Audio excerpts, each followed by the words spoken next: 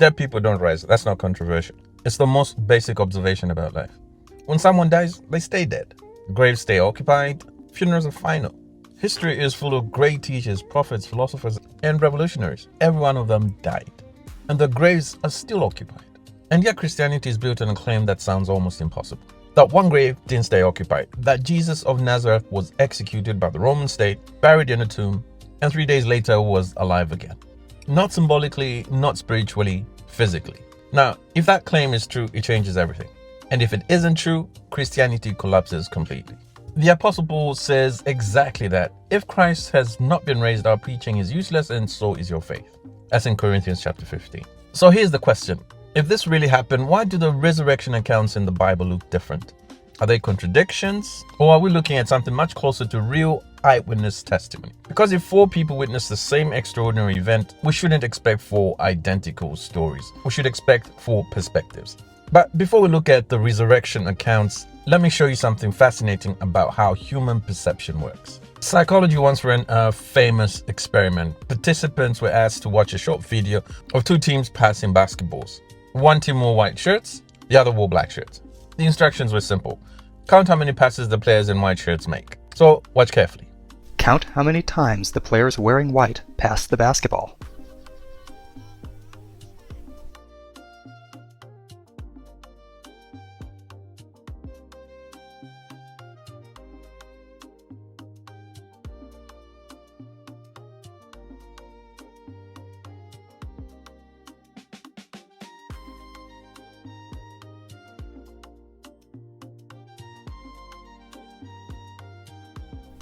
How many passes did you count?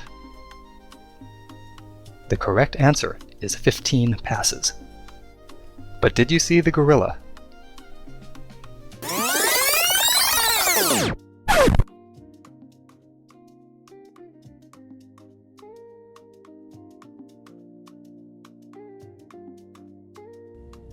Here's the surprising part. While people are counting the passes, something unusual happens in the middle of the video. A person in a gorilla suit walks straight through the scene, stops, beats their chests, and walks off. Yet when researchers asked viewers about what they had noticed, about half the people never saw the gorilla at all. They were looking directly at the screen, watching the same video, but focusing on different things. Psychologists call that inattentional blindness. Human perception is selective. We tend to notice what we're paying attention to, and we often miss other things happening at the same time. Now think about what that means for eyewitness testimony. When several people witness the same event, they will often remember different details. Some will focus on one moment, others will notice something else entirely. That doesn't mean the event didn't happen. It means human perception is limited. Now, think about how this works in real historical events. When investigators studied the assassination of John F. Kennedy, hundreds of witnesses in Dealey Plaza described what they saw that day. Some reported hearing 2 shots, others insisted there were 3. Some thought the shots came from one direction, others from another. The details varied widely, yet no historian concludes from those differences that the assassination never happened. The event itself is certain. The variations simply reflect what real eyewitness testimony looks like. So when we see differences in the resurrection narratives, the real question isn't whether every detail matches perfectly. The real question is whether the central event remains consistent. And when we turn to the resurrection narratives, we see something very similar. The Gospels are ancient biographical narratives, not CCTV footage. Ancient authors often arranged material thematically, or condensed scenes, or highlighted particular individuals while still intending to report real events. The story of the empty tomb appears in 4 books of the New Testament called the Gospels. The word Gospel simply means good news. These books contain accounts of Jesus' life, death, and claim that he rose from the dead. The resurrection story appears in the Gospel of Matthew, Gospel of Mark, Gospel of Luke, Gospel of John. When we read them side by side, something interesting appears. The accounts vary in details. Different people are mentioned, different moments are emphasized. Critics sometimes point out to these differences and say these are contradictions. But historians often expect eyewitness reports to vary in exactly this way. If 4 witnesses describe the same event, their accounts rarely match word for word. Each person remembers what stood out most to them. The key question historians ask is not whether every detail matches perfectly. The real question is whether the core event remains consistent. So let's look at some of these details. First, who went to the tomb? In the Gospel of Matthew, we read about Mary Magdalene and the other Mary. In the Gospel, according to Mark, the group includes Mary Magdalene, Mary the mother of James, and Salome. In Luke, the list expands further to include Mary Magdalene, Joanna, Mary the mother of James, and other women. Meanwhile, Gospel of John focuses primarily on Mary Magdalene. So the lists vary in detail, but they're not mutually exclusive. Different writers highlight different individuals within the same group. Now imagine yourself there that morning. You've just discovered an empty tomb. Angels appear, shock, confusion, fear. What would you remember most? The exact number of people beside you, or the moment you realize something impossible had happened? Okay, the other one is the angels at the tomb. Another difference involves the angels. Matthew describes one angel who rolls away the stone. Mark describes a young man dressed in white. Luke describes two men in dazzling clothing. John later mentions two angels where Jesus' body had been. Some critics say this proves contradiction. But if two angels were present, one account focusing on the one who spoke, while another mentions both, is perfectly reasonable. Think of friends recounting a concert. One says the singer came out and spoke to the crowd. Another says the band came out together. Different details, same event. This pattern appears in other gospel stories as well. For example, the temptations of Jesus in the wilderness.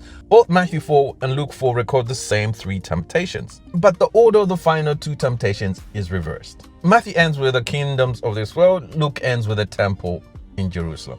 The early church didn't try to standardize the order. Both accounts were preserved, which tells us something important. Biblical inspiration does not erase the human perspective of the author.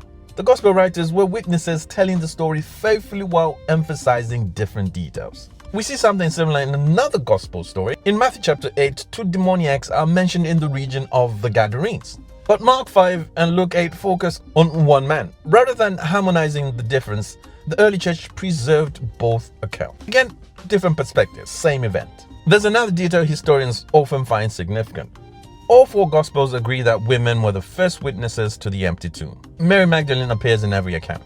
In the ancient world, that detail is striking. The Jewish historian Flavius Josephus wrote that women's testimony was often considered less reliable in legal contexts. If someone were inventing a story to persuade people in that culture, women probably would not be chosen as the primary witnesses. Yet the Gospel writers consistently preserve that detail, which suggests they were not shaping the story to make it more persuasive. They were preserving what they believe actually happened. Despite the varied details, the central claims remain constant across all four Gospels. Jesus was buried in a tomb. Early on the first day of the week, the tomb was discovered empty. Women were the first witnesses. Angelic messengers announced that he had risen, and the disciples later encountered him alive. These are the pillars of the resurrection story. It's also important to understand that resurrection itself wasn't a completely new idea. Books like Daniel speak of a future resurrection. 2 Maccabees records martyrs expressing hope that God would raise them again. So the expectation already existed within Jewish thought, but the Christian claim was far more radical. Not that resurrection would happen someday, but it had already begun in one person, Jesus. The Apostle Paul once wrote, "If Christ has not been raised, your faith is futile." If the tomb wasn't empty, Christianity collapses. But if it was, everything changes. The differences in the resurrection narratives don't weaken the story. They look much more like what we see in real eyewitness testimony. Real people remembering different moments of an extraordinary event. These differences invite scrutiny, they invite investigation, but they don't erase the central claim. Because the real historical question remains. What explains why the earliest followers of Jesus became convinced that he had risen from the dead, if the tomb wasn't empty and no one saw him alive? What started the movement that changed the world? The resurrection narratives don't read like a single polished script. They read like multiple witnesses remembering the most extraordinary morning of their lives. Different details, different perspectives, but pointing to the same astonishing conclusion. The tomb was empty and Jesus was alive.